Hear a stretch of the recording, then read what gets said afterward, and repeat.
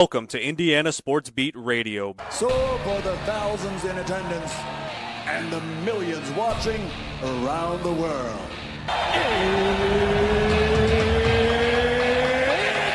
Time! 3 on the way. Oh! It went in! It went in! And Indiana wins the ball game! Know your role and shut your mouth, you jabroni! Float game for the win! Taylor's gone. Goodbye. Touchdown, Indy. Woo! IU. America. They got a football team now. It's pretty simple. I win. Google me. You know that I'm the cream of the crop. Oh, now, here's Jim Coyle. Hey, everybody, welcome aboard. How are you today? Glad to have you no matter where or how you're listening. Love to have you and see that you're helping us make it through this short week. Man, this is just a blessing of a week. Super short week with Thanksgiving coming on Thursday. So that makes things just peachy wonderful. Plus, you've got plenty of action going on tonight. Indiana on the hardwood, taking on Kansas State in a true test, probably their first true test of the season. We'll talk more about that as well. Indiana football back to the field this weekend as well on a Friday night tussle with their rival Purdue as the Hoosiers looking to close out a 12-0 regular season, a historic season for the Indiana Hoosiers. Back-to-back historic seasons, to be honest with you. And if it ended today, it would be historic. Especially if it ends Friday night. If it ended Friday night, it would be historic. 12-0 regular season. I mean, spectacular. Congratulations. Of course, they haven't gotten there yet. They've got to win that game, of course. But, yeah. Exactly. But bigger things coming up for them as the Big Ten Championship rolls right around. Now, luckily, yesterday, we met with Curt Cignetti, and the first thing he announced was that getting some of the guys back that they've been missing. Guys like Elijah Surratt, of course, Mikael Kamara. No word on Drew Evans yet. I really that one I don't know if they bring him back for the Big Ten Championship to knock the rust off. I don't know, or do you save him for 3 more weeks to let him rest? Whatever. Obviously, the injury that he sustained was one that has kept him out for quite some time, and he needs all the healing he can get. So we'll see about that. Russell says he got 4 inches of snow expected up in the fort. Yeah, you can keep that snow, my brother. No, thank you. Although I did go to the store yesterday and acquire the ingredients needed to make my chili. Oh, yes. Oh, yes. And I stepped it up this year, the beef. Going with the ground chuck brisket. Yeah. Got to add that flavor in there, baby. A little flavor. But that's going to happen this weekend. I'm probably planning on that for Saturday. Football, chili, Sunday, better chili, leftover, day older.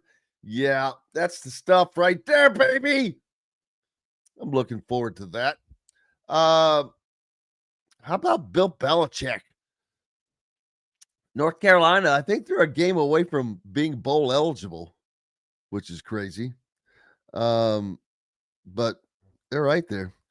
Let's see. What are they talking about him? I'll have to read that later. I'm not sure what that is and if I even care. How about the Heisman Trophy race? lot of talk about Jeremiah Love, the running back from Notre Dame. If he was not at Notre Dame, he would not be getting this buzz.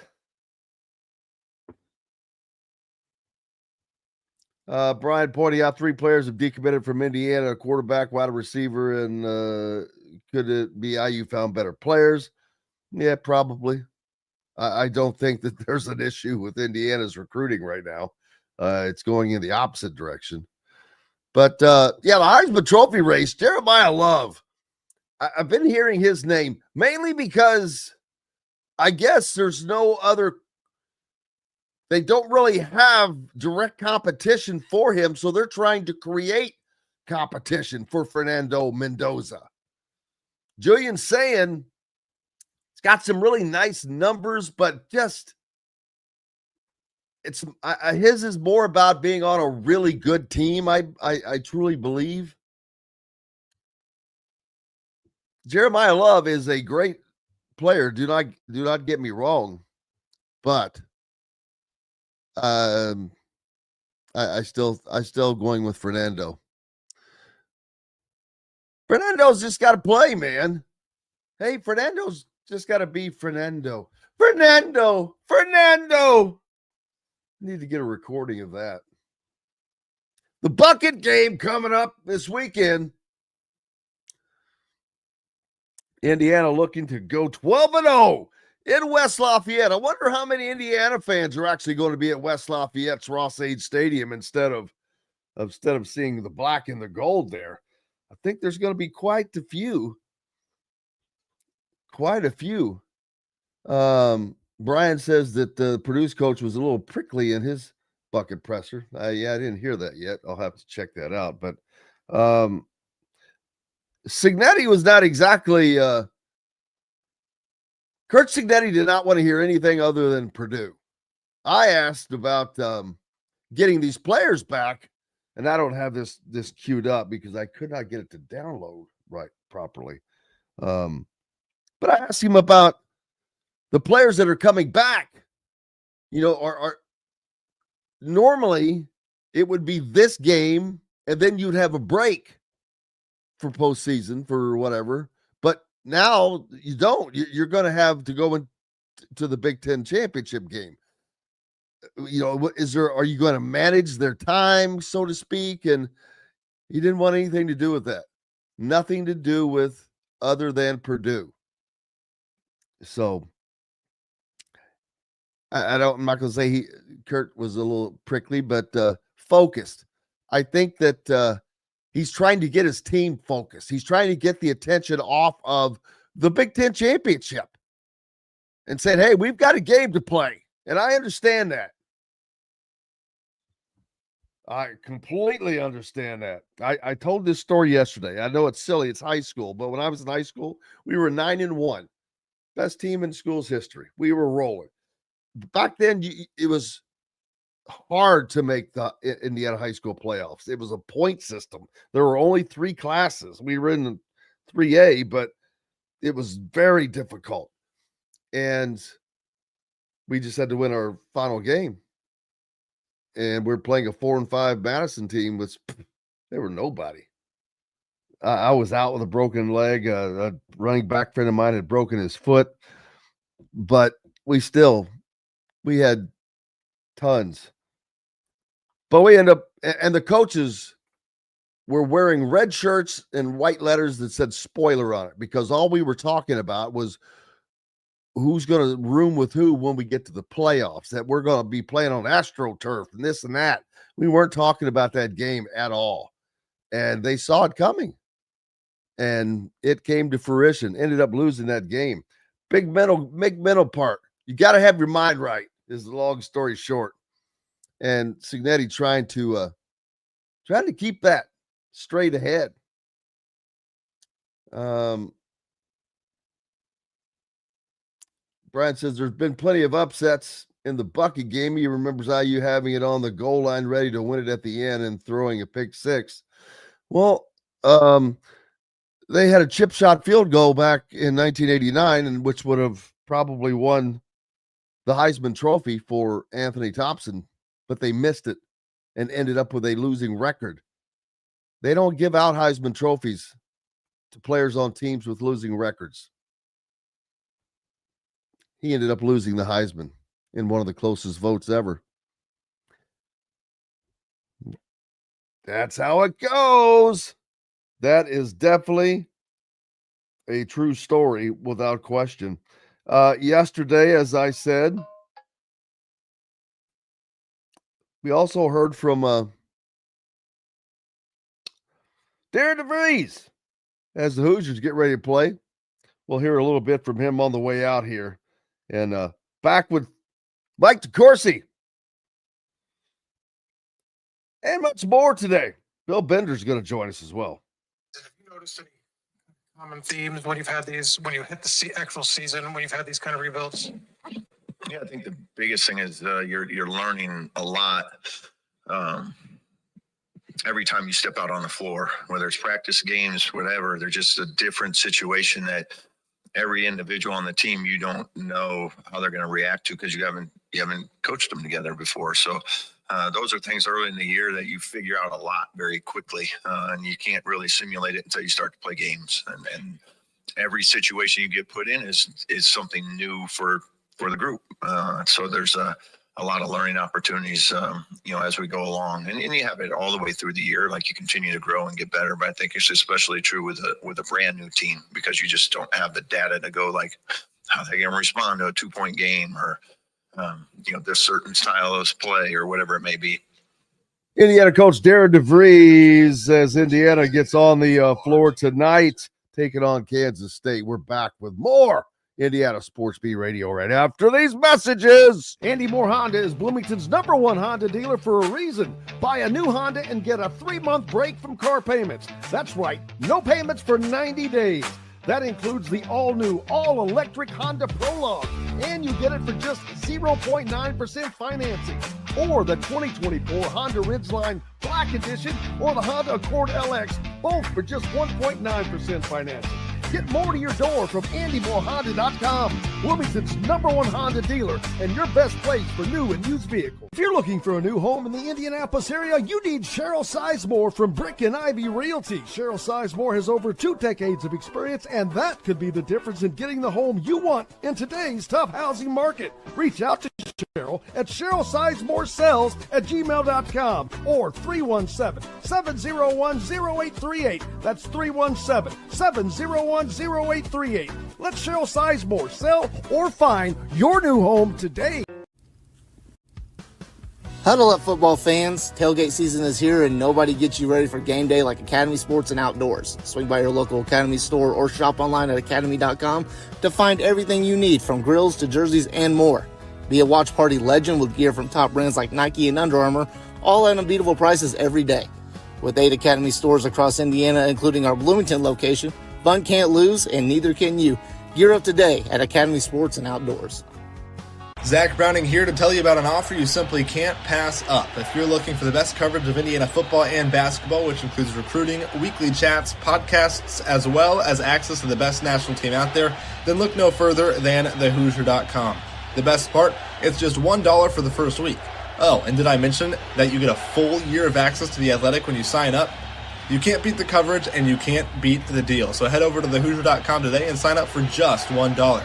It'll be the best decision you ever made. Welcome back, Indiana Sports Beat Radio on this Tuesday of a shortened Thanksgiving holiday week. Welcome in Mike DeCourcy. Happy Thanksgiving to the DeCourcy family, by the way. Happy Thanksgiving to you too, Jim. I hope everything goes well on your holiday. Appreciate you, sir. Any favorites for Thanksgiving out of the, instead of just the turkey and the normal stuffing, anything out of the ordinary? Nah, I'm not one of those green bean casserole people or yams or any of that. Green bean casserole, man, that's like a staple. It is a staple. So are those candied yams with the marshmallows. Everybody likes that. I'm so much on that. That funky stuff like that, and what's the deal? Sound like Jerry Seinfeld. What's the deal? What's the deal with that? What's the deal with the cranberries? Nobody eats cranberries. What? Why? Who the hell? Nobody eats cranberries all year long, but all of a sudden for this nice meal, we're gonna eat cranberries. That that one's I never got. I was like, no, thank you. All that color, all that bright color, that green stuff. I'm like, that looked like that grew on Mars or something. I don't want anything to do with that. Yeah, the stuff that's in the can, I'm not sure how popular that is, but the compotes and the things that they're doing. Spam. No, the cranberries in the can, where you can see the lines from the can all the way down that. But now they've got these more sophisticated compote type things that are popular. But again, not for me either. I'm not the biggest. Like, turkey's fine, mashed potatoes are fine, stuffing's fine if it's done right. But it's not my big favorite thing in the. I've always thought Thanksgiving was a little bit overrated as a holiday. Sometimes like people try to say it's better than Christmas or whatever, but no, man, that ain't so. Turkey versus getting presents. I'm going for the presents. Yeah, definitely that. And turkey is something you have to do right. And if you don't, half the time it's dry, and it's like, dude, make it right, or just get something that you don't have to work so hard at. A ham or chicken, I don't care. Fried chicken, fish for all I care. I don't care. I'm not that particular, but I do love. Since I don't eat those kind of meals normally, I do love mashed potatoes, green beans, corn, and I do like the green bean casserole. It's got the little crunchy onions in it. You got to have the crunchy onions in it, baby. Oh, yeah. I use those in a lot of stuff, as a matter of fact. Not kidding. But, looking forward to it. The one thing about Thanksgiving that is superior to Christmas, one thing that is definitely superior, Jim, is they hoop on Thanksgiving. They play college hoops on Thanksgiving. They do not play it on Christmas for the most part. There have been some games out in the Diamond Head or whatever. They eventually changed the name of the Diamond Head to. But that's the one thing that it has. More of an NBA. It's more of an NBA day. Yeah, well, it's NBA regular season games. Yeah, there's 80 of them. It's not not enough to take me away from the family. But Carolina versus Michigan State on Thursday, that might do it. Carolina. Oh, and is that in basketball? Yes. Not in football. Point. Yes. Yeah. Glad you brought that up. The Big Ten, I've talked about, we don't know what they're really going to be like this. Well, kind of getting an idea pretty quick. They're looking pretty damn good at the top, man. There are multiple teams that are very talented. Purdue, I'm going to give them their flowers, man. I'm going to put them at the top of that group right now for what I've seen. They played very well. They're playing really well together. And the law firm of Fletcher and Lawyer are knocking it down from outside and looking very confident. Braden Smith has never looked more confident. He actually looks, and this is going to sound like I'm making fun of him, but he looks like he went from being a boy to a man over the season because he's got a little facial hair. He looks like he's got some maturity to his face. Now, Fletcher Lawyer still looks like he is waiting to graduate high school. With nothing wrong with that. That's going to bode well for him throughout the years. But it just looks like this young kid. But don't leave him alone because he's a lethal little SOB if you leave him out there by himself. That shot, he's always been a fine shooter. But you can see as it goes through the bucket now, Jim, he's really got it. He was always an outstanding college shooter. But I think he's gone to elite.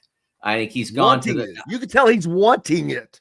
Yeah, I can see like that. He's always been the kind of player who gets on heaters.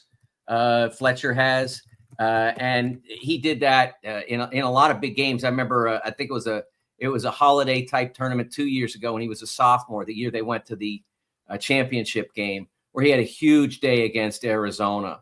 And I remember that and thinking of him as in that aspect. Now, I mean, you look at his numbers. The last 2 years, he shot 44%. So I'm not saying he wasn't a great shooter, but his volume is up in terms of made threes.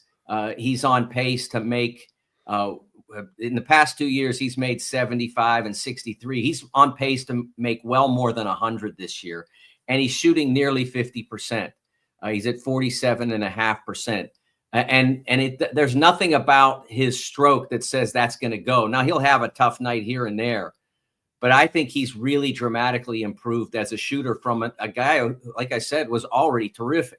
I think he's gone to elite. When I watch him play now and I see the way the ball comes off his hands and the way it goes into the bucket, I say, you can play in the league with a shot like that.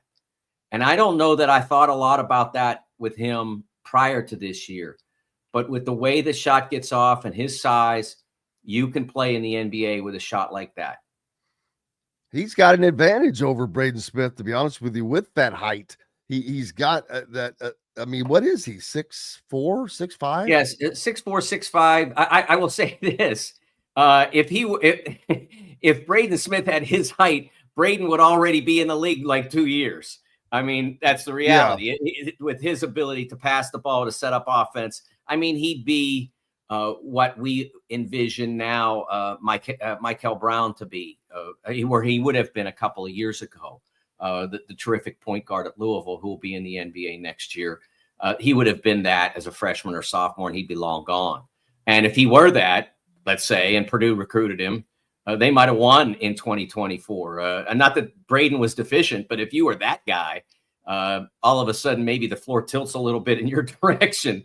But he is who he is, and I still think that Braden's going to have a very long NBA career. Whether he's a starter or a reserve depends on what sort of team he gets on and surrounded by. But he's going to have a long career, and I think he's going to be a very valuable player in the NBA. Well, that'll be very important to see if that actually comes to fruition on whether or not they can make it to the championship or win the championship this year. But is he the NBA guy, like you said, or is it someone else? I don't know that Trey Kaufman-Renn is. I don't know that he has the shot with his position to make it. But hey, I'm not going to say anybody can't make it. I didn't think Trace Jackson Davis would really make it, but he has clawed his way through. That's why you have me on. That's exactly. He clawed his way, and I admit it. I admit it. Hey, when I admit it right off the bat.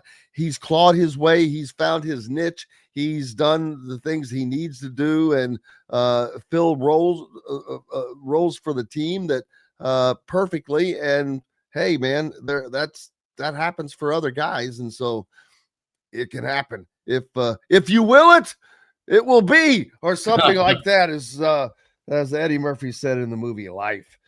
Indiana back on the hardwood tonight, and they have not exactly been lighting it up either from shooting or just moving the ball and sticking. It's like they've kind of played down to their competition a little bit.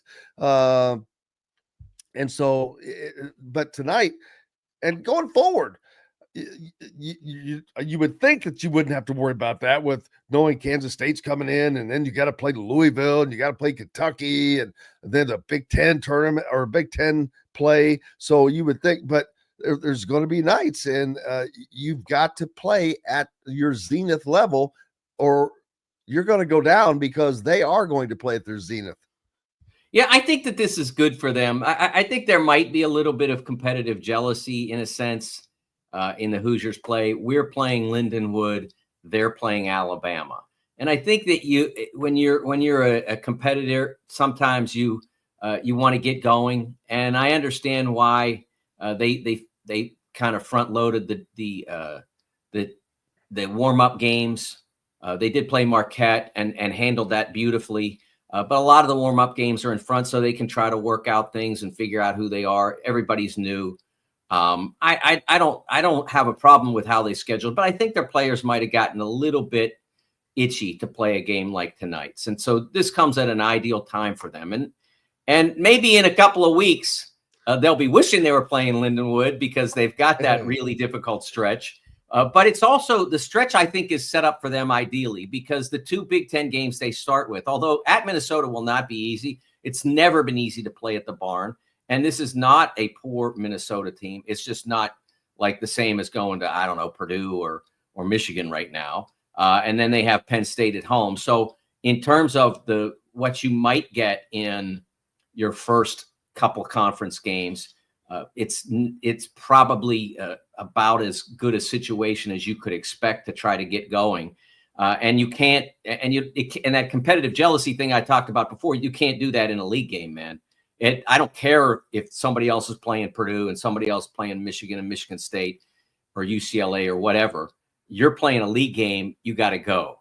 And so Minnesota, followed by Louisville, followed by Penn State, followed by Kentucky. That stretch is going to say a lot about where these Hoosiers go this year. And then tonight is going to be really important to them as well, since it's they don't have to go to Manhattan to play it. So this is a game in which they need to give an A effort, and they should be prepared to give an A effort. Yeah, because this league is going to be tough. Like I said at the top, I did not know what it was going to be like, and it wasn't going to try to guess until now. I'm like, oh crap! Teams like Nebraska look formidable. Yes. And forget about Michigan State and Michigan and Purdue and Illinois and UCLA that we know are going to be good. Yes. Then it's like, okay, well then who's gonna? Nebraska's looking tough. You just mentioned Minnesota playing. Ohio State is another team that has been quietly loading up with talent. And so it's going to be a very interesting. Oregon. Washington has been Washington's much improved from last year. I mean, so this is going to be a dangerous league, Mike. Yes. To date, they are 88-12 against outside competition, and that's not all Incarnate Word. There's a lot of high quality wins in there. We mentioned Purdue's, Michigan State's had several. They've taken out Arkansas. You look at UCLA has played some highly competitive games. Really did as good a job against Arizona as just about anybody. You've got a lot of quality there, and so you're going to have to be. As I mentioned before, you asked me a few weeks ago what would be a good season for this group or a target for this group at Indiana, and I said if you finish in the top 9. You're in contention for the tournament. I'm not far from saying if you finish in the top 9, you're going to make it. I'm not far from that. I think we got to get through a few more weeks at this level or close to it for the Big Ten to be in that position. But I'm not far from it. The league is really performing. And again, that can turn on a dime. I mean, you could start losing all the tough games you're winning now. It can happen. Iowa's another team that's playing well. Absolutely. Like I said, and scoring points. They're not going to be your old grandpa's Iowa team like I thought that they might be. They're scoring points, man. They are, but they are another team that has yet to take a significant step up in class, which will happen today as well for them. It's a huge day in college basketball, a huge day in the Big Ten. They will play Ole Miss in California this evening at 9:30, and then they get the holiday break, and then they start up next Tuesday. Their Big Ten. You know, I talked about getting eased into the Big Ten at Minnesota and Penn State. How about you ease into the Big Ten with at Michigan State? That's what Iowa has. So they got to get going pretty quick too. Yeah, that'll introduce you to hello, how are you? Welcome to the Big Ten. Yes. So especially with another team that Tom Izzo has rolling, but you mentioned, man, another fun schedule of games today, which you mentioned it all through Thanksgiving weekend. Just pick a day, man. It's like shut your eyes and just point, and you can probably find a great game. And then you've got football mixed in with that. Yes. Great college. It's rivalry week in college football. As a matter of fact, we'll talk about that when we come back, and the college football playoff CFP poll. The latest one will be out tonight. Probably not a lot of change coming, but there you go. Mike DeCourcy from the Sporting News is with me. You should be giving him a follow. If not, do it right now. Back with more Indiana Sports Beat Radio right after these messages. Know a team or group needing a fundraiser? Boost Fundraising raises more money faster and offers the most unique and user-friendly online fundraiser in the nation. Your team receives personalized fundraising pages for each team member. Free team-branded promo gifts shipped to each donor. Boost Fundraising does it all. Sports teams, marching bands, charity causes, and community groups. Go to boostfundraising.com and be sure to enter the promo code Coyle, that's COYLE, to receive a discounted fundraiser. Whether it's a night out with the family, after work with colleagues, or catching the game with friends, Bubba's 33 is the place for you. Bubba's 33 offers a mouthwatering menu of selections that are all made from scratch every day. The portions are big, but the prices are small. And with over 50 big screen TVs, you'll never miss the big game. Bubba's 33, pizza, burgers, beer. Zach Browning here to tell you about an offer you simply can't pass up. If you're looking for the best coverage of Indiana football and basketball, which includes recruiting, weekly chats, podcasts, as well as access to the best national team out there, then look no further than thehoosier.com. The best part, it's just $1 for the first week. Oh, and did I mention that you get a full year of access to The Athletic when you sign up? You can't beat the coverage and you can't beat the deal. So head over to thehoosier.com today and sign up for just $1. It'll be the best decision you ever made. Huddle up, football fans. Tailgate season is here, and nobody gets you ready for game day like Academy Sports and Outdoors. Swing by your local Academy store or shop online at academy.com to find everything you need, from grills to jerseys and more. Be a watch party legend with gear from top brands like Nike and Under Armour, all at unbeatable prices every day. With 8 Academy stores across Indiana, including our Bloomington location, fun can't lose, and neither can you. Gear up today at Academy Sports and Outdoors. Welcome back, Indiana Sports Beat Radio on this Tuesday. Jim Coyle with you as always. The great Mike DeCourcy from the Sporting News with me as well. Tonight, the latest college football playoff poll comes out, and not a lot of change expected, although the big question comes this Saturday with Lane Kiffin. Does he stay or does he go? Man, this is a weird deal. It's like all of football is kind of holding on to this pendulum right here because of Ole Miss heading to the college football playoffs. And then what does that do if he announces he's going to leave? I'm sure that they would let him coach, because they still want to succeed, but it's just a weird situation. Then you've got players that are playing for you and you're leaving. It's just, there's a whole mental thing that goes into it.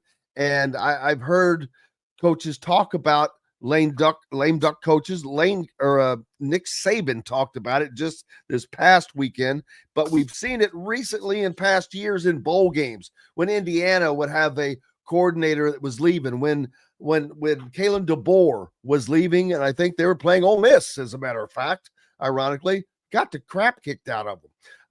When Kane Womack was leaving, this is a defensive boy, it doesn't work out for whatever that your head's not there because you're somewhere else and all that, and you know what I'm talking about. But this is kind of a weird situation for the biggest prize in college football.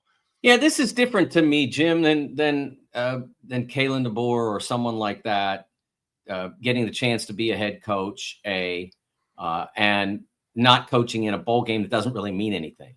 This is a real deal. This is a real championship that Ole Miss has an opportunity to win, and Lane is looking out for Lane, which of course is exactly who he is. It's as on brand as anything could ever be. But it's also, if you are Florida or LSU, this is how broken you are, okay?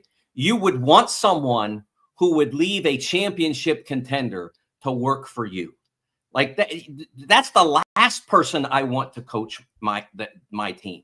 is a guy who would, I don't know, let's just say the Kansas City Chiefs call, like who's to say he won't leave you at the altar because you're only LSU or Florida? I mean, it's to me, it's exactly what's wrong with the coaching culture, so to speak. And I don't mean the coaches themselves. I mean the idea that coaches are disposable in the way that all, I think we've had 8 Power 5 coaches fired in this season. Now, a lot of them were going to get fired at the end of the year anyway, and maybe all 8 of them would have gotten fired at the end of the year. But the need to fire them on the spot because you're mad you lost this game. I mean, my goodness, Florida fired a guy they were mad they didn't win by enough. Yeah. What is that? Why would you want to coach at a place like that?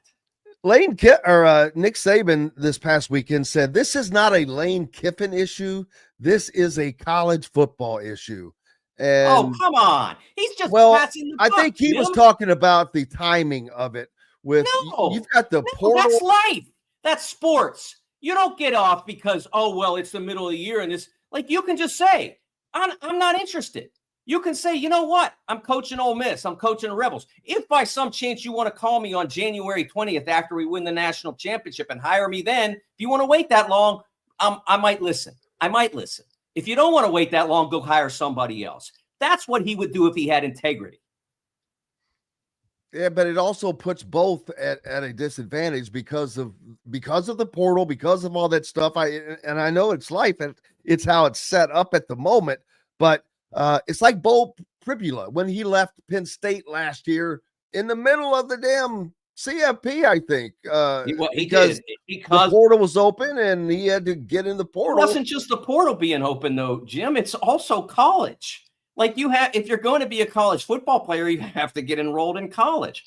There are so many people that are around college football that think you're going to fix the transfer portal situation by changing the timing on it. You're the ones that want them in spring practice. You're the ones that need them there to train under your weight trainers. And you're the ones that presumably understand that if a guy's going to be in college football, he's got to be in college. So our semester opens on January 10th. So when else are you going to do it? I don't know that he leaves, to be honest with you, because they're all offering the same salary in essence. They've all pretty much said that. They've all said they're going to give pretty much the same in NIL. Now, does that mean that LSU can't bump that up after the fact more than say Ole Miss can? I don't know what the situation is for Ole Miss.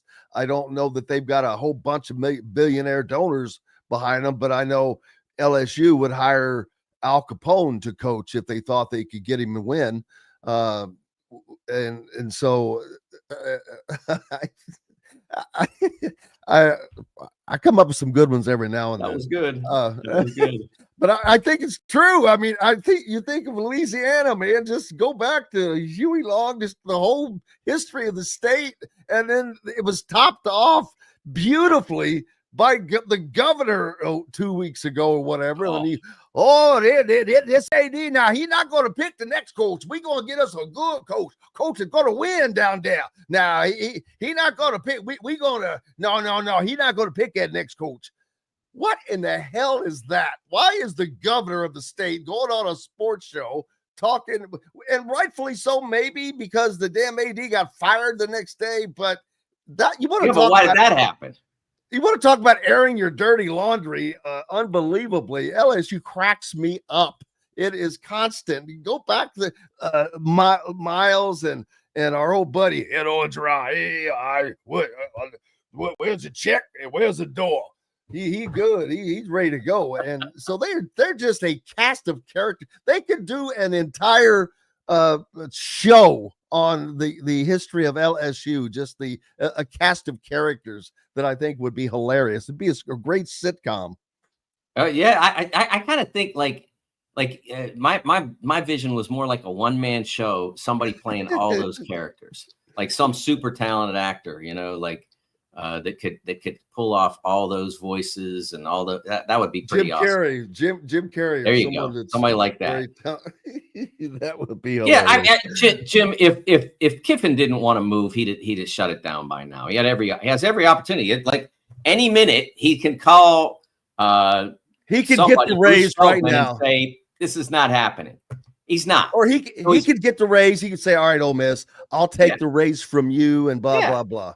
He doesn't want to do that because he doesn't want to turn down the opportunity to coach at one of those two places that are that are absolutely producing more talent than in terms of football than Mississippi is. Partially it's population. Mississippi doesn't have as big a population as Florida does. Partially it's just the nature of the talent production system, how they're grown, how they're trained in the various areas. I mean, Louisiana has been a absolute marvel. Plus, there's the proximity to Texas as well, and so there are advantages to coaching at LSU. But what is often missed, and I think that is that there tend to be reasons why certain programs have coaches, a lot of coaches, and certain programs don't have a lot of coaches. And I want to coach at one of the places that doesn't have a lot of coaches, that is going to appreciate what I do and appreciate it more when I do the best of me. Matt Painter at Purdue is a perfect example of that. There were a few years ago when they lost that game to Fairleigh Dickinson, when there were people, there was no doubt on social media, guys who were and ladies who were Purdue fans saying, "That's it, I'm done." And then the next year they come back and they're in the biggest game and win the Big Ten, and they're in the biggest game. And then they come back the next year and almost get to the Elite Eight with a transitional team. And now they're ranked number one. And so, those are the kinds of places you want to work. I mean, since 1980, basically, or 81, I guess, 81, I think was Gene's first year. We had two guys. That's 45 years. That's the kind of place that you prefer to work because they understand how to make their program work. I don't think that, like Florida is firing guys every 15 minutes. Yeah. You're Lane Kiffin. You think you're going to walk in and fix all that, and maybe you will, but maybe you won't. But you fixed it where you are, and they're going to appreciate it. Which do you think is more appealing to him, and why? If I had to guess, I would guess it's LSU. Because Florida has more competition in state, more competition from outsiders. Louisiana kids, when they're great and you want them to stay, most often stay. I think that is a reason as well. And I like the proximity to Texas because it gives you the opportunity to pick off guys, that sort of thing. But you look at Jamar Chase, that's the kind of guy that he grew up in Louisiana, became a Tiger. Now he's the best wide receiver in the NFL. That's the kind of person that you have the opportunity to be first in on if you're the LSU coach. So if I had to guess, that's where he announces that he's headed whenever he deigns to make an announcement. And then then what happens with the CFP sitting out there? Does Ole Miss let him coach, which I assume that they will because that they want to be successful? Yeah, I mean, if he's willing, and remember that may be something that LSU's not cool with or Florida's not cool with, and it may come down. The choice between the two of them may come down to which one of them is willing to let him coach there. I will tell you this, Jim: if he walks away from a playoff team. I mean, this is not walking away from a bowl game. This is walking away from the real thing. I don't know that you could lose. There's a lot of people who've already lost a ton of respect for him for how he's comported himself through the years. But if you walk away from a championship contending team, I don't know that you can do anything. There are things on the other side of the line that you can do that are worse, but on the right side of the line, on the football side of the line, where it's just about X's and O's and coaching and all that, I don't know that you can do anything much worse than walk away from a championship contender to get a better job. And he had really, to me, had kind of gotten past all of the Lane Kiffinisms of prior, of getting fired on the tarmac, of job jumping, whatever you wanted to throw in there. The youth, he seemed to have grown up. But and then is it fair? Is it fair that he gets castigated because he's moving to a greater job? Yeah, it's fair, Jim, because he's going to get paid where he is, and because he has a team that legitimately could win a championship, whether they're the highest contender or whatever. Who knows? Ohio State looks like a machine, but Ohio State has not played the most other machines, as it were. It just happens that their schedule has not been particularly daunting. Indiana looks fantastic, but their biggest challenge comes presumably in a couple of weeks. That Oregon win is as good as anybody's best win this year, no doubt. But they haven't had to stretch themselves a lot in other weeks. The better teams in the league, Michigan, SC, they haven't had to play them. And Penn State, that game for both Penn State and Indiana was supposed to be a tough one, but bottomed out. And part of the reason it bottomed out was because they decided to dismiss their coach. So in Texas A&M, we saw needed a miracle comeback to beat 4-17. So the point I'm making in all that is that those teams could all win the championship. They're all terrific, but they also could be had by somebody like Ole Miss. I'm glad you bring that up. I saw a lot of when Texas A&M made that comeback against South Carolina, which was at home, by the way, and they were down 30-3. All I heard was, wow, what a comeback by Texas A&M. Wow, what amazing. And I'm like, they were getting their ass kicked by one of the worst teams in the league. They should have been coming back. They had nothing else to do. Why is it so wonderful that you're coming back against a terrible team? Now, when you're having one of those days, I get it. It does make sense. And getting the win is getting the win. It's just like Indiana at Penn State. Right. At least Indiana's was on the road in front of 102,000 people. So, a little bit of difference there. But again, it's so funny how Indiana survives. Texas A&M. Oh, wow. Rampage back, man. Yeah. Oh, yeah. Great stuff. Great stuff. What's next for you, brother? Well, actually, I have a column up right now about the college football playoff. You mentioned the rankings that are going to come out tonight. I think that what the rankings show, Jim, is, and what this season is showing, is that we need a bigger playoff. Maybe not a whole lot bigger, not the 22 team, but I think that the modern college football, what the current playoff system doesn't take into account, is what college football, the direction college football is evolving, and that's Indiana's the best example of that. Indiana 5 years ago, 10 years ago, 11-0 Indiana 5 years ago, 10 years ago. Come on. And now, because the talent can be spread more evenly, and because if you are a smart, sharp administration, you can go out and you can find yourself the Curt Cignetti who can turn your Indiana into a national championship contender. And there are a lot of teams like that are like Vanderbilt. Vanderbilt probably deserves a spot. But in a 12 team, it's going to be a hard squeeze. But in a 16, they'd be in, and they would deserve to be in. Now, of course, they'd have to beat Tennessee this weekend to deserve it. But I think by the end of the weekend, you're going to see a lot of 2-loss teams that might get left out, or there'll be even a bigger crowd of 3-loss teams that are going to be hard to distinguish among. That might, and one of them might need to fill the end of the field.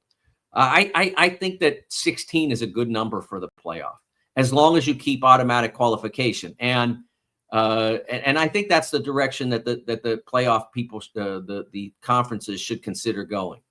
I'm in agreement with that. I think 16 is the number. You don't need more.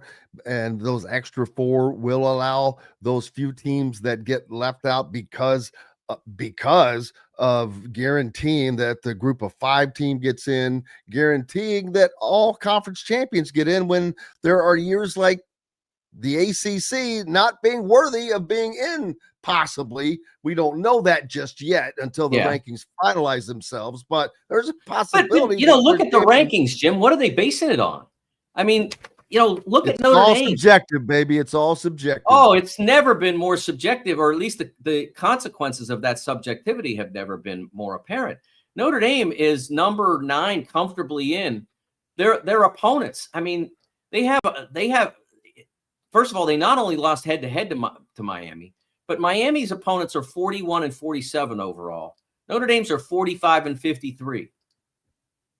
So, I mean, where's the strength in what Notre Dame has accomplished? Notre Dame's best win still to date is USC at home.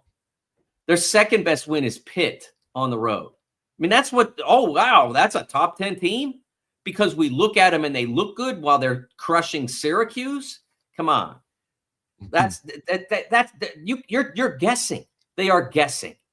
That's what they're doing. They're guessing. And that should not be involved in the appointment of championship contenders. Would they be comfortably in a 16-team field? Doggone right they would be. And I'd be fine with that. But if they make it and Miami doesn't, when Miami beat them, now of course Miami has to go out and beat Pitt on the road this week as well.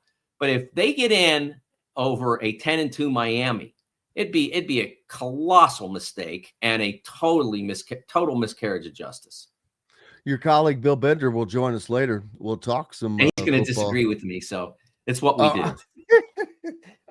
I have a blast. I love having him on. He is such a blast. Yes. He will laugh and he seems to enjoy it. But looking forward to that and look forward to seeing what he has to say because everybody's got a different opinion on this. That's what's making it so much fun. Mike DeCourcy, make sure you go to the Sporting News and check out his piece right now. Why expand the college football playoff? It's right there. He'll tell you why. Appreciate you, my friend. Tim. Thank you, sir. Hey, we've got more coming up. JD Campbell will join us next. And in addition to that, Bill Bender, like I said, he'll join us later on. We've got plenty more to talk about. Back with all that and more after these messages. If you're looking for a new home in the Indianapolis area, you need Cheryl Sizemore from Brick and Ivy Realty. Cheryl Sizemore has over 2 decades of experience, and that could be the difference in getting the home you want in today's tough housing market. Reach out to Cheryl at CherylSizemore@gmail.com or 317-701-0838. That's 317-701-0838. Let Cheryl Sizemore sell or find your new home today.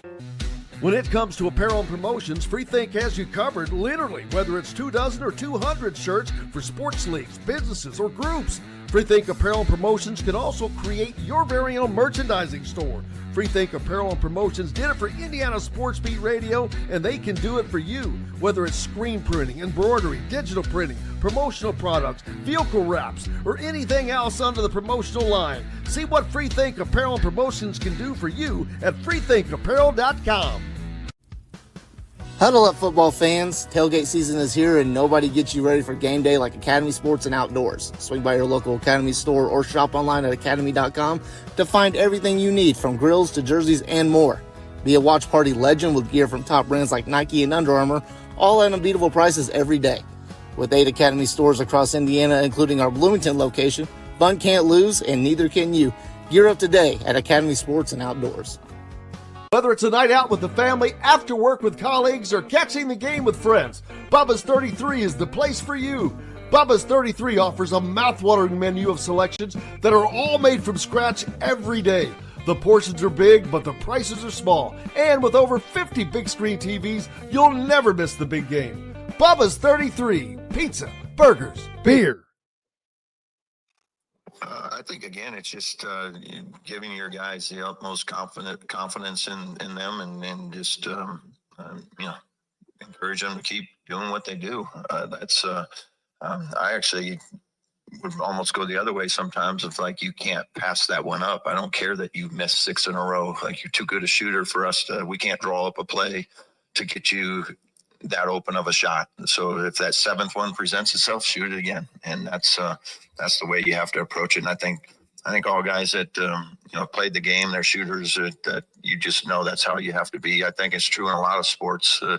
You get them start, baseball, the greatest hitter in the world, get out 70% of the time, and that's just, you're going to miss in basketball. That's okay. Just, keep staying confident, keep, trusting your work. Hey, welcome back, Indiana Sports Beat Radio. Coach Darren DeVries of Indiana talking about the other night specifically, but when his guys like Lamar Wilkerson or Tucker DeVries or whomever not hitting, keep shooting, baby. He's got the green light for everybody. And speaking of green light, got one for JD Campbell. Bing, he's in. How you doing, sir? Well, happy Thanksgiving, by the way. Happy Thanksgiving to you. I'm doing fantastic. Today we're going to just kind of relax around the house and get packed and drive up to Detroit for that Lions-Packers game on Thursday. Wow. So you get to go to are you going to the game? Of course. I wouldn't go to Detroit just to go to Detroit. I love Detroit. But we're gonna have Thanksgiving. First off, it's my wife's birthday on Thursday. Happy birthday, my dear. Happy birthday. Yeah, and she always complained that her birthday is on Thanksgiving. Around there a lot, and Thanksgiving brings a lot of memories to me. Obviously, being growing up in a household of like 22, 24 people at a time. Back in Las Vegas, a lot of big memories for that. But for us, we're going to have Thanksgiving dinner with Chris. We're going to go to Fresh Time and pick something up, break into his apartment and cook a dinner, and then go back to our hotel and get up 8 a.m. or leave at 8 a.m. And they've got a big parade down there. It's called America's Parade. So it's not Macy's, but it's supposed to be an unbelievable festival down there. And so instead of the summer clothes that I wore to go to the first 2 games I went to, now I've got double secret thermal underwear. Secret. Because Thanksgiving always seems to be the time of year where the weather really changes nastily. Yeah, sneaks up on you. It'll jump from one side to the other. Detroit, one of these teams, man, that if you've grown up watching football on Thanksgiving, you've seen the Lions play, and they used to suck when I was growing up. But now, buddy, it's not so much. And this is also going to be a great matchup with the Packers at 1:00 on Thursday. Yeah, well, we go into the stadium as soon as it opens. So I've got about 3 hours to get my walking in, and I have a different route that I try to go. So you go in just now. What stadium do they play in now? Ford Field. Ford Field, that's right. Did they tear the Pontiac Dome down? Yeah, I did get to go to one game in the Silver Dome when I first went to Bowling Green. And I'm going to send you a picture, Jim. And I don't know, you can do whatever you do with it, but I got a picture of my family, December 26, 2003, at Ford Field. We were in the Motor City Bowl, and we beat Northwestern for the second time. I'll send it to you, and then you can post it up. But so Indiana was playing Northwestern in a bowl game? No, Bowling Green was. Oh, Bowling Green. You were at Bowling Green. Gotcha. There you go. I sent it to you. So if I don't know if you can post it up. I don't know. I'll try to pull it up here in a second. Why did all these domes that went up that were not that old, the Hoosier Dome, the Silver Dome, the Metro Dome, boom, they did not last long at all, and they were gone. Why was that? Premium seating. Oh. Premium seating was not really a thought any time, back in the 70s and 80s. You had a press box. And if in college football, I've had the honor of with the teams that I was with. I think one game I went Indiana. Kevin Wilson's first game I remember was in Lucas Oil, but I've had the pleasure of being in games in Cleveland, Philadelphia, and Tampa Bay. And the thing that you notice right away is the media seating is almost on the end zone. And the prime seats are right in the middle. And again, it's kind of like the NBA, which you don't see any media on the floor in the NBA. Whereas go back and watch the 1975-76 NBA Finals with Boston and Phoenix, and you see the media, everybody right there on the floor. And that's just the only anybody that gets in the middle is the TV networks right now. Trust me, I know. Generally sitting. Yeah, you had to be my friend to get a good seat. I mean, and I came up with a lot of, one, you had to attend press conferences. Two, you had to travel on the road. And if you didn't, and I didn't like you, I shouldn't say that. Not that I didn't like you, but if you were fair weather, you didn't, and that was especially true on the baseline because a lot of times, my dear friends at the indie TV stations, they're into Colts right now. And obviously they're doing a great job covering IU football. But the thing that I see more than anything is they wouldn't come out until like Purdue, and they would want on the floor. And I say, it's going to be really hard. Really hard. But enough about that, man. Let's talk sports. Well, like plenty of it coming up. Indiana on the hardwood tonight as they get their first test of the season. Kansas State, a team that has already looked good. Indiana has been playing a little slowly, I guess you'd say. But I think that they're going to ramp it back up. We had an opportunity to talk to Darren DeVries yesterday. You can tell he's just confident in his team. He's not putting that clip I just played. He's not putting undue pressure on his guys. He's giving them the freedom to do what they need to do. Again, we want instant. We want to say right now where this team or where any team is today. Okay. Now I'm going to, again, you and I are, I'm going to go to something you just said. Their first test. No, their first test was Marquette. It's not, and everybody forgets. There you go. 2003. Christmas, we spent a week in Detroit at Dearborn. The kids got to hang out with the players, went bowling because they had a night where Northwestern and Northwestern and Bowling Green went to a bowling alley. They had dance-offs. They had a game room and an unbelievable hospitality room for the adults. In Detroit, but we spent 6 days in Detroit, which was about an hour and a half from our house. And that's the picture that we took. That's Chris. Look at Chris on the bottom. He's taller than all of us now. For those of you listening on radio, that we've got a picture popped up of JD that he was talking about from back in the day. Man, always fun times. It looks like that was one of those. We did win. Now, we beat Northwestern twice. We own the Big Ten. At Bowling Green. He's talking about when he was at Bowling Green as the SID. Hey, no doubt, man. Wins are wins. But so now Indiana basketball rolling forward, taking on Kansas State tonight. Like I said, they've got some great games coming up. Louisville and Kentucky. And then how about this, JD? This, especially being in the former position you were in. First of all, the day that they play the Big Ten championship is the same day that the basketball team plays Louisville.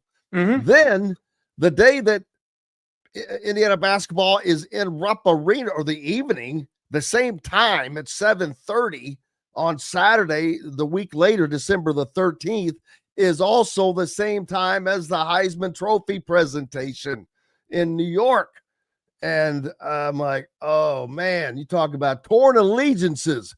Where would you rather be at the first Indiana-Kentucky basketball game in a decade, or potential historical Heisman Trophy winning situation in New York with Fernando I would rather Mendoza? be.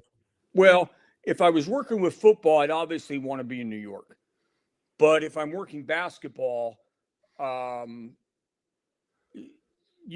Arena, those matchups were they were, we didn't play them very close when at that time that we were last there, but it's still, you kind of like to go.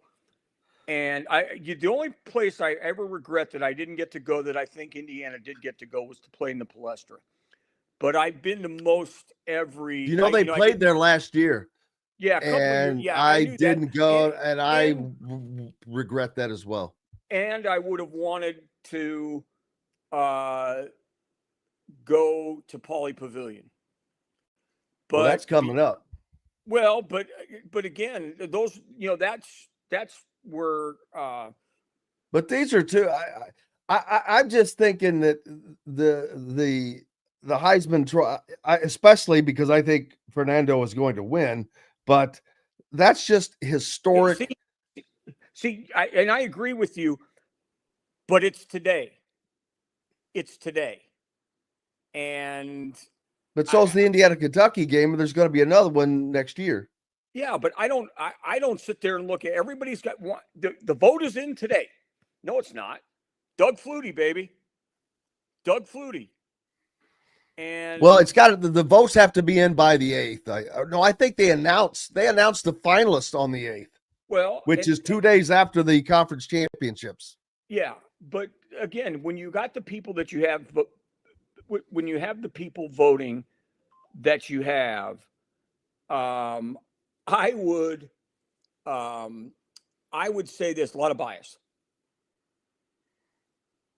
That's why they have so many, though, regions, because you're going to have regional bias, no doubt, Yeah. and because it happens, that happens in the AP poll somewhat. That's why you spread it out. Yeah. But they definitely spread it out, and they spread it out, and not just media. You've got former winners, and I don't know who all is allowed to be in the parameters of the Heisman voters, but they give a good cross section of it. It's other than when Anthony Thompson got screwed because Indiana missed a damn field goal and had a losing record. And they don't give Heisman trophies to guys on teams with losing records. That's, again, unless you're Paul Hornung at Notre Dame, but you played only guy ever. Only guy, exactly, because he played for Notre Dame. Exactly. The golden boy. But how crazy is it how close Anthony Thompson got to winning the Heisman with being on a losing team? Well, it says a lot. Again, that position, as we say back and in as the day, a running back, that nobody cared. No quarterbacks weren't even part of the equation in the 70s and 80s. I mean, you think of all the great running backs at USC. You think of Archie Griffin. The game, it's changed. It's changed. Who's the best running back in the NFL? Right now, Jonathan Taylor, maybe, or Derrick Henry. I have no idea. I couldn't name 5 NFL running backs right now. But my it's not it's the life of a running back in the NFL is about 3.5 years. That is the average lifetime of a running back in the NFL. They don't last long. Right. And so again, like you're talking about everything evolving and changing. And how college probably doesn't evolve and change quite like the NFL or other professional sports, like the college athletics is very slow and reactive, which is why they're in some predicaments where now I think people don't even consider Maui and the Bahamas here on Thanksgiving weekend to be, these are okay tournaments, and everybody right now is in the greatest city in the world, the sports capital of the world this week playing, which is Las Vegas, Nevada. Indianapolis? Las Vegas, Indianapolis, baby. Capital of the world now. They are damn sure trying to be. I will guarantee you that. Look, did anybody else have a Grand Prix this weekend? You had the Grand Prix. No. You had the Raiders. Indiana's had a Grand Prix. You had everybody. Did they have an Indianapolis 500 this weekend? when the Indianapolis 500 goes on, I don't think there's much else. And that's a great. Look. I'm kidding. I'm very loyal to Indianapolis. I know. I'm just messing. I'm just having fun. Yeah. Hey, Las Vegas has gone from being persona non grata, not allowed, buddy. No sports organization don't touch. No, because of the gambling. Now it's like, come on, let's build stadiums. Let's get this team in. Let's roll. NCAA. It's all good. What's up next for you, brother? Like I say, we're going to South Bend. No, not South Bend. We're going to Detroit. We leave tomorrow. Right after the game, we're going to come back home. And so I'll be back Thanksgiving night around when I get back, because I thought it'd be better. So what about Thanksgiving dinner? What Wednesday? How does that? Wednesday. Oh. Which I did that again. My grandfather was a cab driver, and he drove on Thanksgiving Day. So we always had Thanksgiving on Wednesday night. So didn't matter. That's funny. Was a cab driver in Vegas? Yeah, he was a cab driver in Vegas, and oh man, that's back in the day, man. Yellow cab. That is back in the day. There was no Uber. There was nothing but yellow cab. Checker cab was another one. Wave them down, baby. Snap that finger. Cab.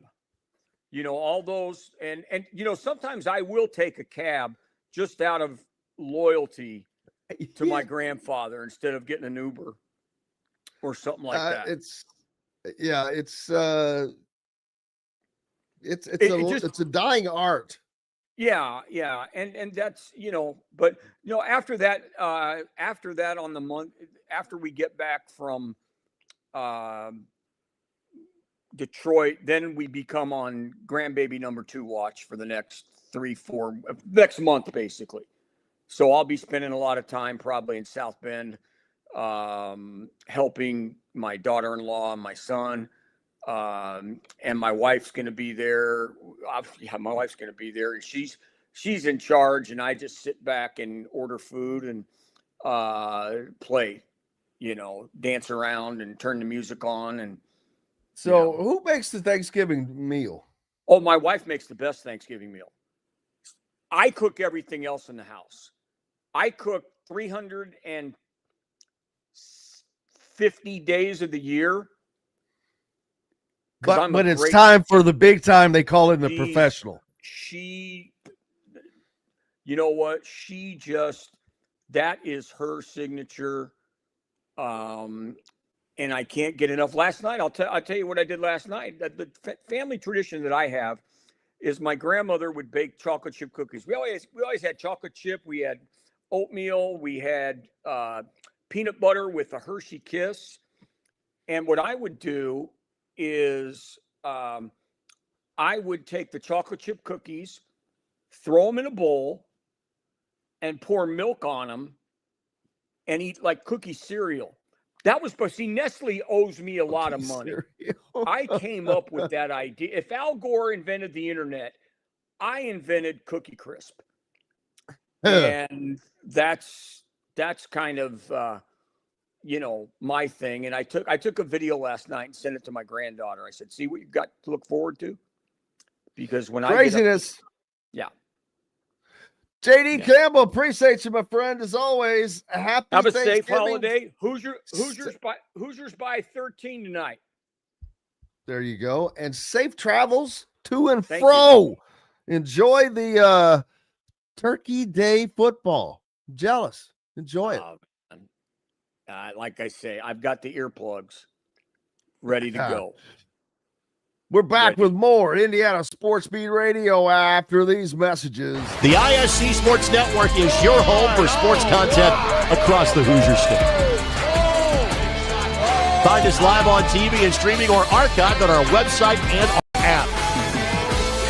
The ISC is your one-stop shop for the content you want to see, including high school sports, college sports, and other great events throughout the year. Subscribe to our streaming service and get access to it all. ISC.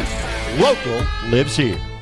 Know a team or group needing a fundraiser? Boost Fundraising raises more money faster and offers the most unique and user-friendly online fundraiser in the nation. Your team receives personalized fundraising pages for each team member. Free team-branded promo gifts shipped to each donor. Boost Fundraising does it all. Sports teams, marching bands, charity causes, and community groups. Go to boostfundraising.com and be sure to enter the promo code COYLE, that's COYLE, to receive a discounted fundraiser.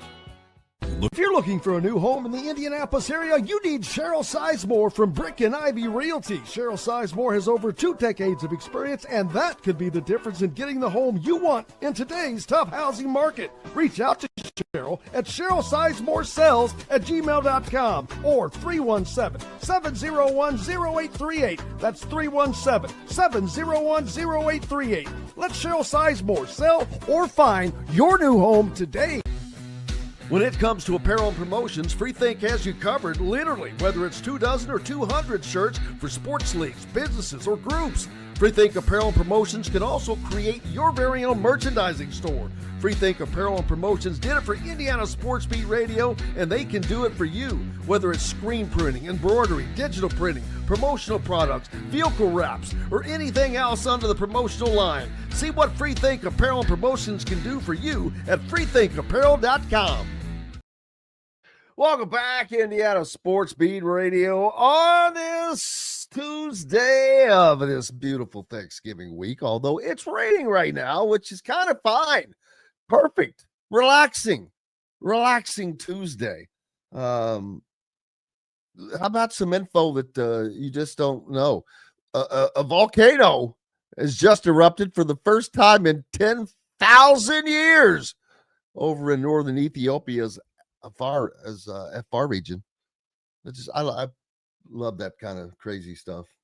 And then speaking of crazy, we're all stocked up here. Go sell crazy somewhere else. That's I think what they say at North Carolina. Boy, that mess.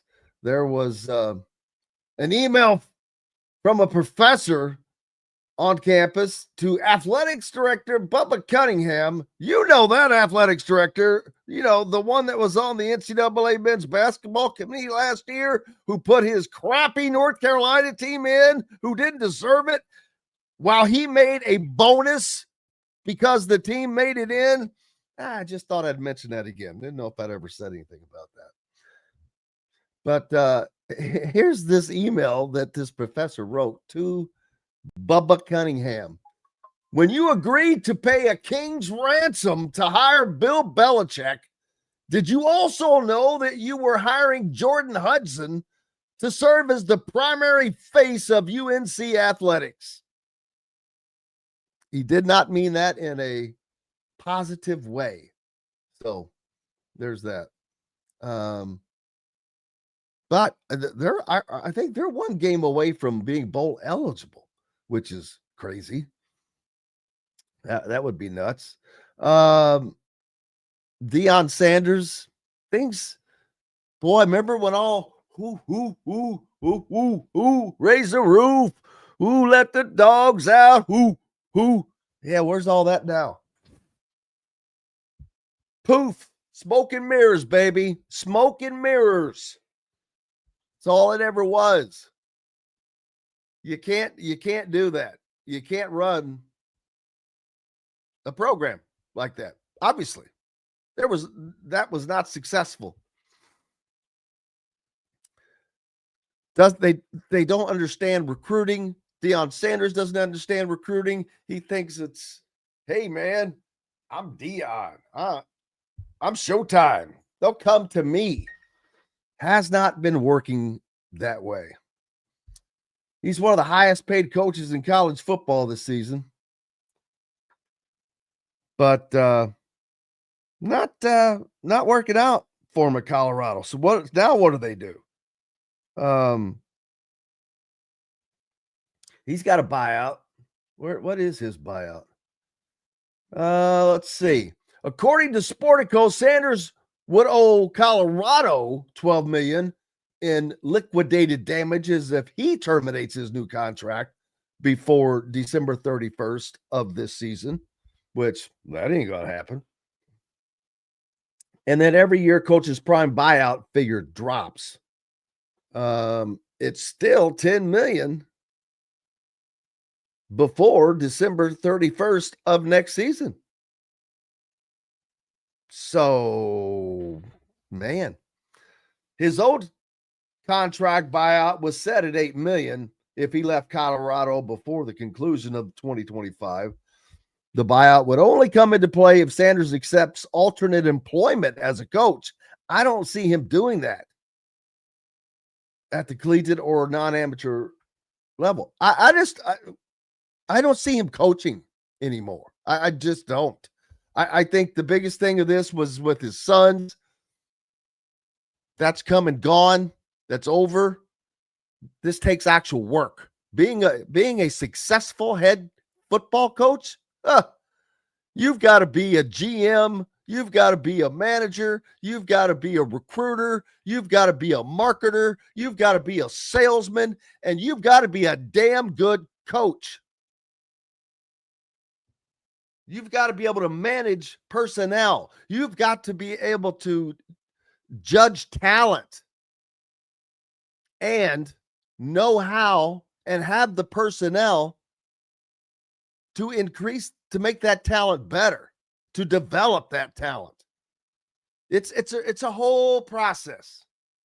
And I don't think any of those processes are going on at Colorado. And so, yeah, there's another one. Steve Sarkisian reportedly interested in leaving Texas for NFL openings. Boy, there's just going to be such a vacuum in the college coaching. But Sarkisian, coaching cracks me up. It is the weirdest profession. What the hell has he done? What has he won on any consistent level? It's like Matt Rule, Nebraska, giving him this extension. Extension to what? To mediocrity? Because that's all Nebraska has been under Matt Rule is mediocre. If Penn State wanted him, you should have said go. Let him go. Mediocre. Texas, mediocre. They've got one of the highest payrolls around. What are they doing with it? Damn. Boy, to be a coach and get fired. That is truly the deal. But according to a report from The Athletic's Diana Rossini, Sarkisian's reps have privately communicated to NFL executives that he would have interest in potential head coaching opportunities, including the opening with the Tennessee Titans. Brian Callahan was fired in Nashville after a 1-5 start to this season and promoted offensive assistant Mike McCoy to interim coach.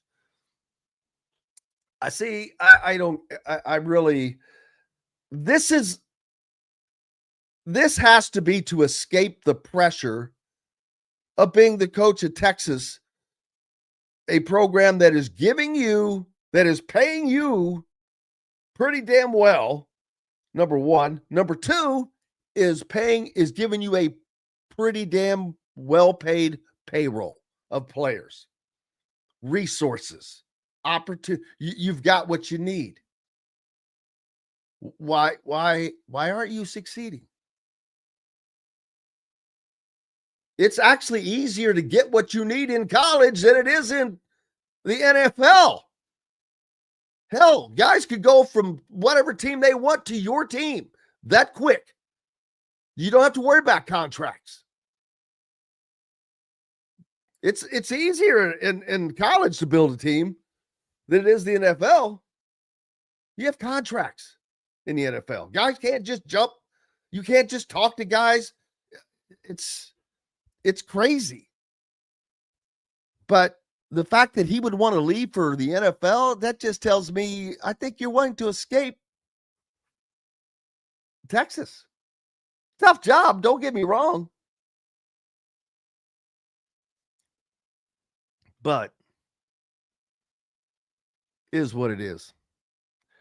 But as I said, there's going to be a gigantic vacuum in the college coaching field this year. I mean, look at all the openings right now. Where are these guys going to come from? Obviously, there's going to be some guys that have never been head coaches become head coaches.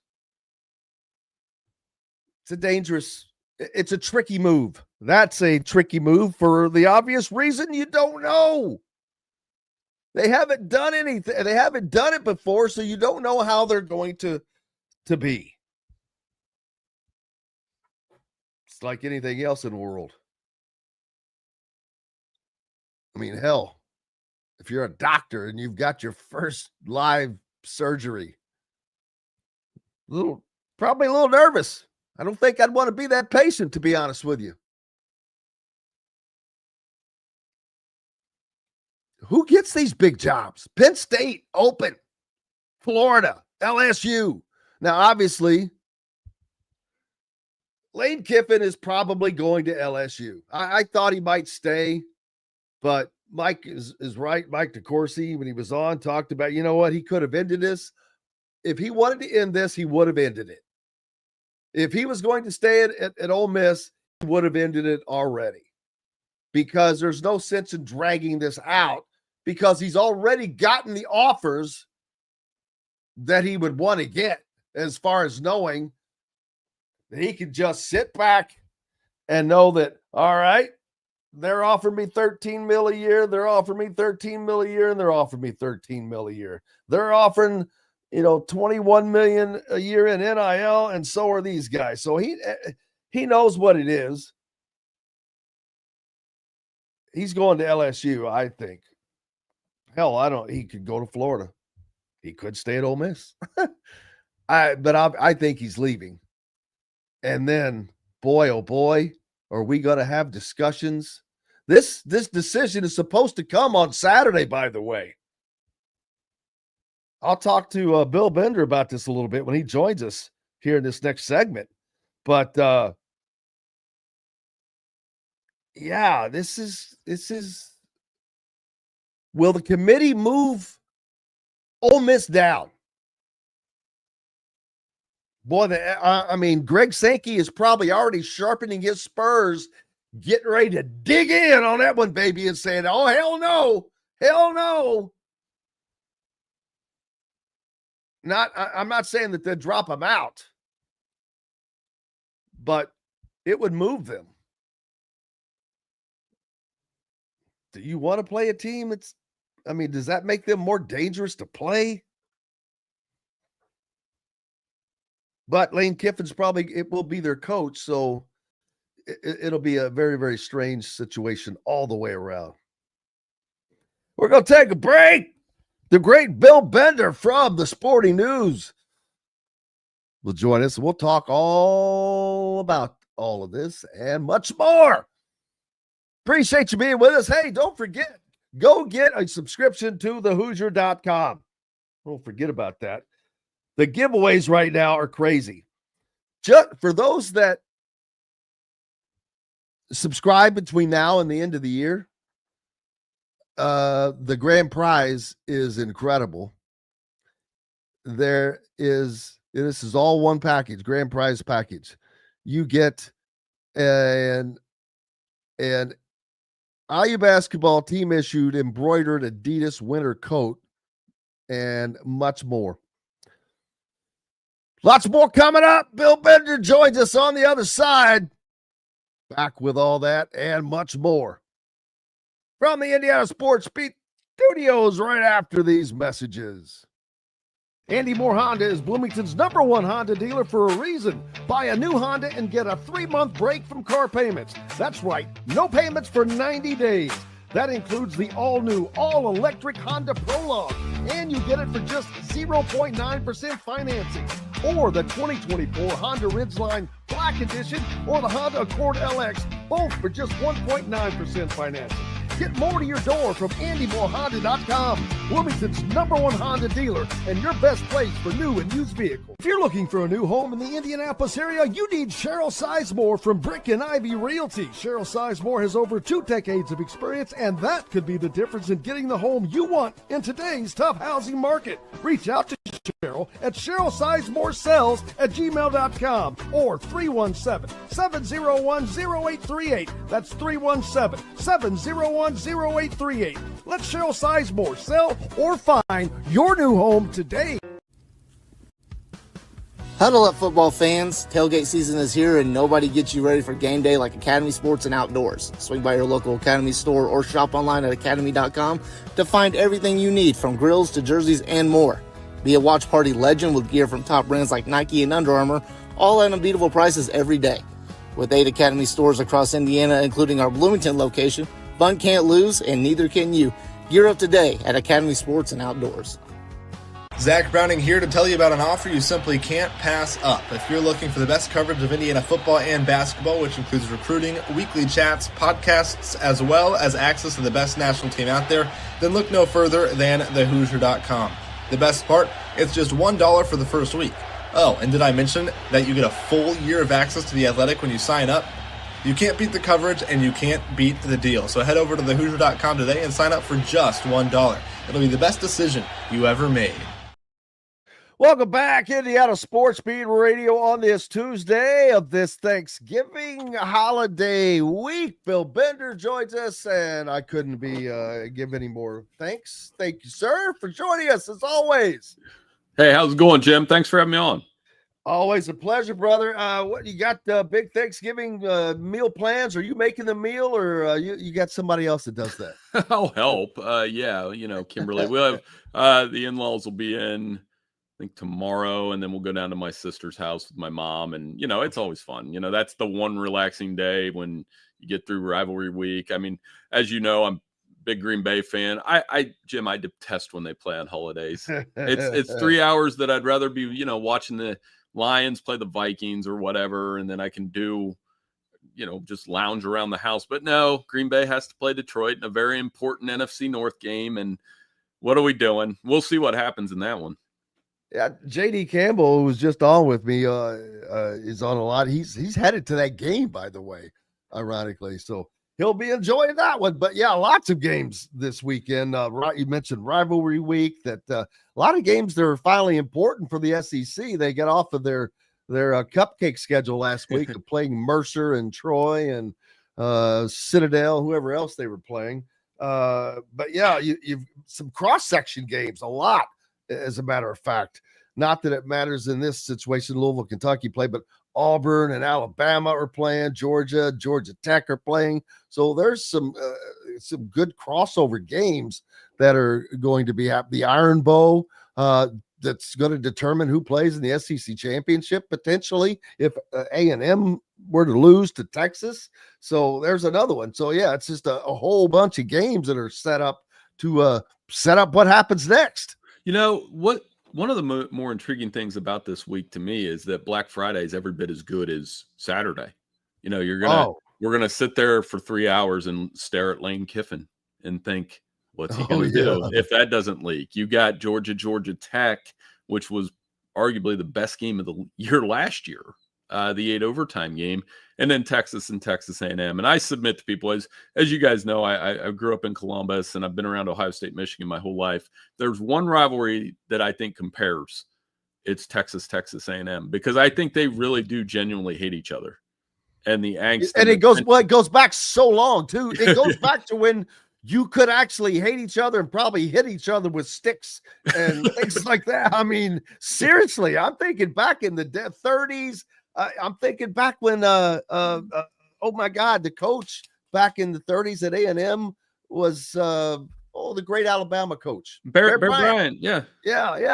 Wasn't he at A&M? Wasn't that the Junction Boys? Yes. Hell, they were near killing each other back then. It was real. And I think the fact that they're playing on Black Friday, and it goes back to what the nature of this sport's all about. You know, Texas A&M could go to the college football playoff, but if Texas beats them and prevents them from going to the SEC championship game, that's going to be the yeah but. And it's the yeah but of Ohio State's national championship last year. They did win the national title. That's the most important thing. But if you make that T-shirt, the Michigan game, they're not putting that game on there, you know, because obviously Michigan was able to beat them. I don't know if the Wolverines will be able to duplicate that this year. I think that Ohio State defense might be a little bit too tough. But that's why I love this week. You have those moments, pettiness, anger, angst. It's what this week is all about. Indiana sits right in one of those games. Yep. The yeah but right there, 12-0 season. But they played Ohio State in the Big Ten championship game. If they don't win that game, is it going to be one of those yeah buts for Indiana? Maybe, but maybe not, because I think we've been building this game up for about a month and a half now. So if I'm just kind of like, thank goodness there's a Big Ten championship game worth watching. I thought Penn State, Oregon, maybe I'm shortchanging that a little bit last week. It was last year, that was a really good game, but it was on during the ACC championship game, and that team was actually going to the playoff. When you have two undefeated teams playing for something, it's just a little more special. It's probably the best Big Ten championship game since Michigan State and Iowa, and they were both playing for something. And people be like, why would you watch Michigan State, Iowa? Well, that game went right down to the final drive, and Michigan State ends up winning, going to the playoff. And I think that's great for the conference, and that's going to be a great stage, because we're all curious, Jim, can Indiana actually run with these guys this year? What's changed from last year's game? And I think a lot has. Yeah, well, yesterday we met with Curt Cignetti, and one of the first things he said was that Elijah Surratt back, expected to play. Mikael Kamara on the defensive line back, expected to play. Frankie, I think, is close, the kicker, which that was an odd injury. Boy, I still remember that. He kicked the ball off straight to the ground. Non-contact injury, just kicking the ball. But the biggest name is going to be Drew Evans, the right side offensive lineman, who they have lost for, I don't know, it's been 6 weeks or more right now. And I asked him yesterday, about these injured players. You've got this Purdue game, but normally you would have time after that off. Well, now you don't. You got to go right into the biggest game in program history. And I was wondering, how do you manage these guys injury-wise? And his response was, all we're thinking about is Purdue. So there you go. Got the coach response. But I am curious. I think that Surratt is probably 100% plus. I think he's just ready to go. So I think they'll just run him. And the same probably with Kamara. Evans, man, I don't know if they just hold him until the CFP, because you still have another 3 weeks of extra time if they can get by. But can they win a Big Ten championship without their best lineman? We'll find out one way or the other. Well, it becomes a little bit like the NFL, like Ohio State, for example. They've rested Carnell Tate for a couple weeks there, and then that leads to speculation about what his injury really is. Jeremiah Smith sat out. I've always wondered, when we get to the point you're playing Purdue this week and you're talking about sitting key players against Purdue for the next game. And that's what college football's become again. Ohio State, there'll be a day where you're like, should Jeremiah sit against Michigan, because we're going to need him for the playoff run? NFL teams do it all. We don't blink when Jordan Love sits against the Bears in week 17, like he did last year after he left after one series. You and I would never blink if that was the case, but we do that. We may get to a point where we do that in college football because they're playing 15 and 16 games now. Yeah, certainly getting up there, and it's probably going. Will it grow? Because they're looking at expanding the college football playoffs, at least 4 more teams. So we might see one more game. But you talk about winning or losing this conference championship and determining these 4 byes. Do you want to be a team that has a bye? Because all 4 of them lost last year. Right. So is it better to play and to kind of keep that going, or I think back through the years, the bowl games, it would seem like there was 6 weeks. There was 6 weeks between the end of the season and a bowl game. It's like, what the hell? That's like restarting over. Boy, I wonder if I would rather play a game than sit there. It's odd, but was that just a one-off? I wonder. We'll find out. It's going to be interesting this year. You know what it would sweeten it for me, though, is if you got that bye week and you got a home game. You know what I mean? Like, why not? That's what the NFL. So we've had this discussion with the NFL too. And again, being a Green Bay fan, there are years where unfortunately they get that bye week and then they lose right away. And you're like, well, wow, I wish. But I'm always of the opinion, no, you should take the home field advantage. Yeah, in the NFL, like just like in college, you should take that bye week because you're one step closer. But it would sweeten it if you were at home. Like, I understand Oregon's complaint from last year. You were the only team in the Power 4 that went undefeated. You played in the Rose Bowl. You get blasted by an Ohio State team that kind of recalibrated. And I think, Jim, don't you think that the 8-9 game, just like basketball, is the most dangerous game possible for that 1 seed? Because those are 2 really good Power 4 teams. Like right now, it's projected to be Oklahoma and Notre Dame. Who wants to play them right now? Yeah, it's crazy how it will break out and how matchups. Well, last year's a perfect example. Who was Oregon the number 1 seed? Yeah, Ohio State and Tennessee played to play Oregon. But Oregon got screwed in the draw they ended up getting, it seemed like, the tougher draw. So, yeah, it did. But that's probably won't happen this year since the seedings have changed, I guess, maybe.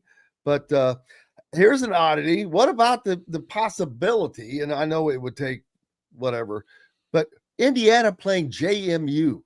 Because everybody's asking and looking for the next Curt Cignetti. Well, he might be at JMU right now because Chesney's name is getting a lot of buzz, rightfully so, because he's kept that program buzzing, but he's kept it buzzing knowing with the facts that Curt Cignetti left, took the staff with him, and took the core of players. So Chesney kind of had to, re-jump the program, but buddy, they haven't missed a beat. So he should be getting looked at. Absolutely. I mean, and Penn State should be taking a long look at him, honestly, because a lot of those guys that Penn State was looking at and he's signed extensions. Guy. Yeah, there you go. So what a fun matchup that would be for you guys in your part of the country, because it would be the Curt Cignetti Bowl, JMU, Indiana. Somebody gets to move on. I'm not saying I want Indiana to lose to Ohio State by any means, but that would be a fun matchup in the first round or second round if it got to it. But I think the Dukes, unfortunately, are in a little trouble because it just looks like they're going to take the American Conference champion, whether it's Tulane, North Texas, Navy, whoever.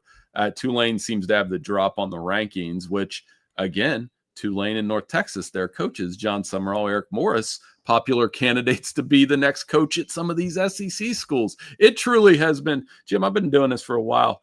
It's been one of the more wild college football years with the combination of the coach carousel and this playoff race and the upheaval in the sport. It's been a lot of fun, but it's definitely been one of the more wild years. And Lane Kiffin holding us all up this week on top of all of it. Oh yeah, and that's going to still, once that comes out, that's still going to have a reverberating effect that will kind of reverberate throughout the playoffs, maybe changing changing matchups. Whether they drop. Well, he's going to coach probably. Right. Let's say he's going to leave, but he stays to coach. I don't know if that affects them much. But I've talked about lame duck coaches and how they seem to the teams be ineffective when there's a lame duck coach involved. I think this is the biggest story potentially of the entire season, because I will maintain Mike on. I think he might disagree. If Lane Kiffin announces after the Egg Bowl that he's going to LSU, I don't think he'll coach in the playoff. I think he could even try, but I don't think he will. I also do not believe that Ole Miss should be punished for that. You can't. I mean, you could say, well, they did with Jordan Travis in Florida State. This is a completely different situation. They're 11-1. They should still host a home game. I don't know who their interim coach would be. I just can't see in the SEC having Lane Kiffin be that lame duck coach you're talking about during signing day while being LSU's coach. Because I just don't see Ole Miss fans allowing for it. You and I are both, I think we may have mentioned this last week, it is very Bill Frieder to me. Yes. And then Steve Fisher steps in and wins a national championship. That might be a dated reference for some younger fans, but I mean, I've seen that brought up several times here recently. It's the exact same thing, because Schembechler did the Michigan man's going to coach Michigan thing.